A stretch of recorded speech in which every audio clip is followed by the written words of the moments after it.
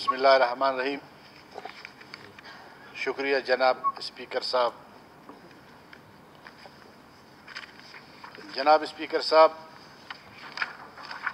آج جس شخصیت کے حوالے سے یہاں پہ جو تعزیتی ریفرنس پہ بحث ہونے جا رہا ہے، وہ نہ صرف ہمارے پارٹی کے سرپرست اعلیٰ تھے بلکہ بلوچستان میں رہنے والے تمام محکوم اقوام اور خصوصاً اس ملک کے اندر جمہوری جدوجہد کرنے والے جو مظلوم قوتیں تھے، قومیتیں تھے، ان کے لیے ایک بہت بڑی آواز تھی۔ سردار عطا اللہ مینگل کی زندگی ایک جود مسلسل کی علامت تھی۔ اس نے اپنی ساری زندگی اصولوں کی سیاست کی،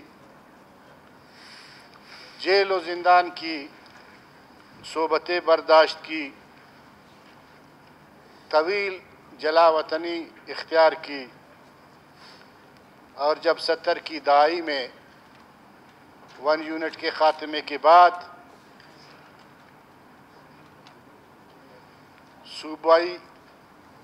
صوبوں کو جو نام دیا گیا تو وہ بلوچستان کے پہلے الیکٹڈ وزیر اعلیٰ تھے۔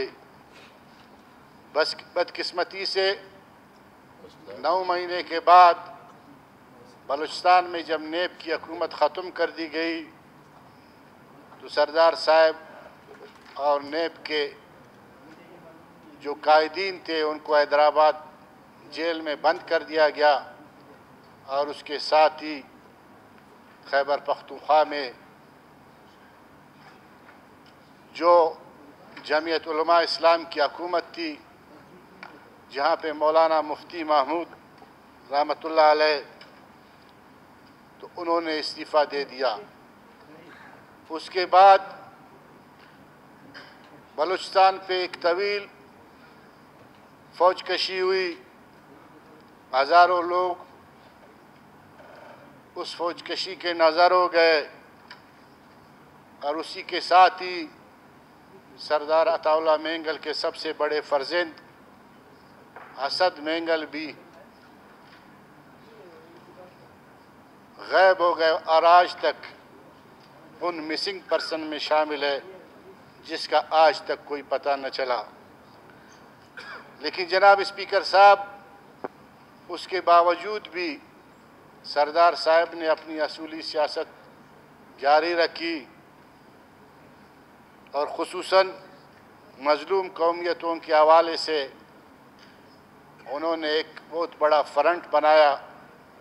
جب جلا وطنی کے بعد لندن سے بلوچستان تشریف لائے تو انہوں نے سندھی بلوچ پشتون فرنٹ کی بنیاد رکھی، اور طویل عرصے تک جو ہے اس کی قیادت کی۔ اور اس کے بعد مظلوم قوتوں کے حوالے سے، مظلوم قومیتوں کے حوالے سے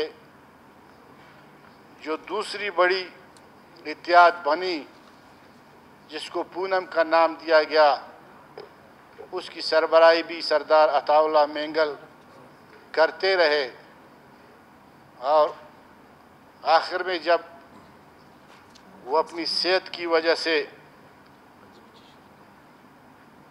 عملی جدوجہد میں حصہ نہ لے سکے تو انہوں نے یہ قیادت محمود خان اچکزئی کے حوالے کر دیے۔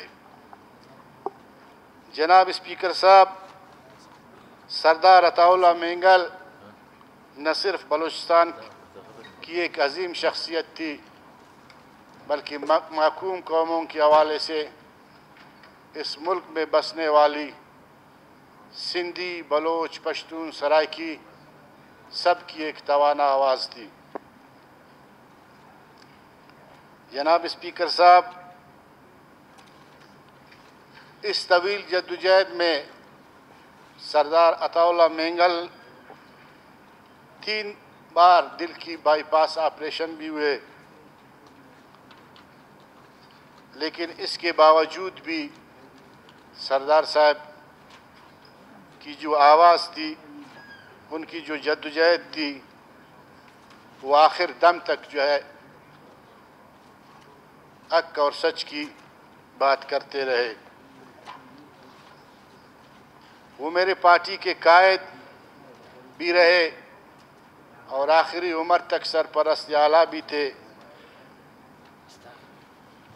اور گزشتہ دنوں جب کراچی میں ان کی طبیعت خراب ہوئی تو بلوچستان نیشنل پارٹی کے تمام سینئر ساتھی ہم کراچی کے اسپتال میں ان کے ساتھ رہے، اور پھر ان کے وفات کے بعد ان کے جنازے کے ساتھ بھی اور ان کی تدفین میں وڈ میں بھی شریک رہے۔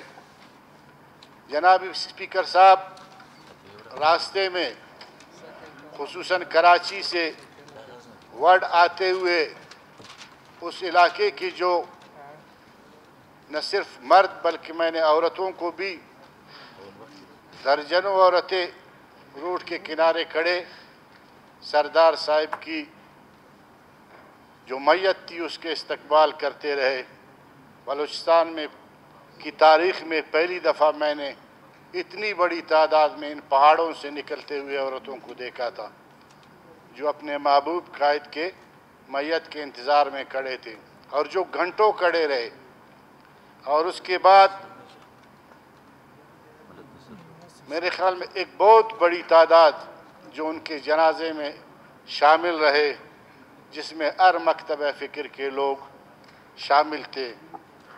وہ میرے قائد تھے اور بلوچستان کی ان عظیم لیڈروں میں ان کا نام اور بلوچستان کی اصولی سیاست کی جدوجہد میں ان کا نام ہمیشہ رہے گا۔